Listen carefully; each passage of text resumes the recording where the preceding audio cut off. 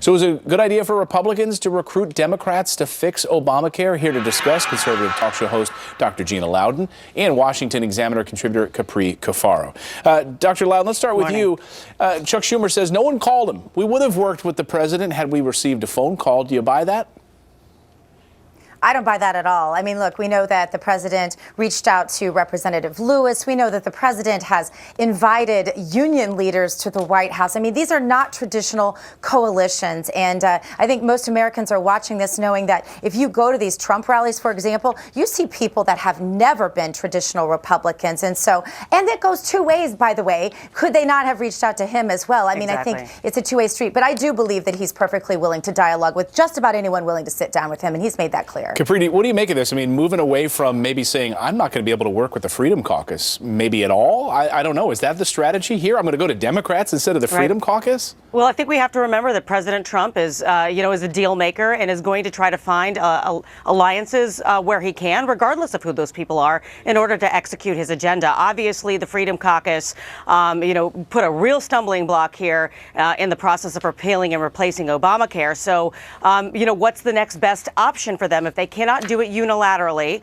which frankly is never a good thing. Neither Democrats nor Republicans should make policy in a vacuum or try to do it unilaterally, because better policy products come when both parties come together and try to reach consensus. And so I think that it would be smart, not only for President Trump to try to engage Democrats on this issue of trying to fix Obamacare at this point, but also on matters of tax reform and infrastructure, where he's, I think, going to need some Democrats in those contexts as well. Yeah, Representative Adam Kinzinger is going to be on our show this morning at 8:30 this morning. I want to get your take on the future of the Democratic Party. Dr. Loudon, Chelsea Clinton. We're hearing this name. Is the liberal media starting to advocate for Chelsea Clinton to run for office? Here's what the New York Times had to say on her social media use. In recent weeks, she has greeted the Trump era with a more sarcastic and feisty online personality, sharing with her 1.6 million followers her fiercely held political beliefs and sparring with political adversaries in 140-character bursts. All of this has raised questions and prompted criticism about Ms. Clinton's political ambitions. If it's coming from a Clinton, both supporters and critics have wondered, can a tweet ever be just a tweet? So a lot of people wondering if she's going to be the face, the future of the Democratic Party. Do you buy that? Clayton, here's what's funny. I mean, they just ran a Clinton, and America said, no, we don't like dynasties. And here they are running another monolith dynasty member, or even considering that. I don't understand why they're not looking closer at logical, Rust Belt, Bible Belt, Middle America type Democrats that are not monolithic, that can think for themselves, that speak for the American people. Honestly, Democrats like Capri and others that I've seen on your network before who think independently, who care about some level of fiscal responsibility, who don't buy into some of the mythical things that the elite in the Democrat Party tend to subscribe to wholesale. So I think the American people are sick of that, and it doesn't have anything to do with party. Capri, do you think that these newspapers are pushing for a Chelsea Clinton?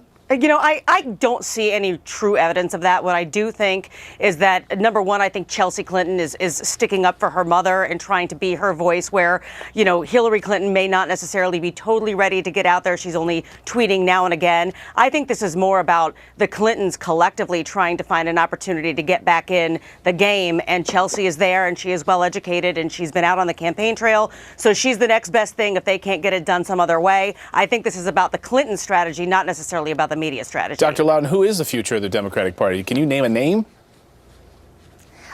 I think outsiders would be good. I think if the Democrat Party, look, we have proven again and again that the Republicans are the big tent tolerant party. You'll find people that are pro-life, pro-choice. You'll find people that are pro-traditional marriage, pro-gay marriage. You'll find it all across the board. And the Democrats, they don't allow that kind of dissent, but they're going to have to start to let some Democrats in who don't agree with them on every issue straight across the board. Capri, do you have a name?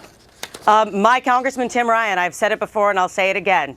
There you go. All right. Dr. Loudon, Capri Cafaro, great to see both of you this morning. Thanks so much. Thanks, you too. Abby?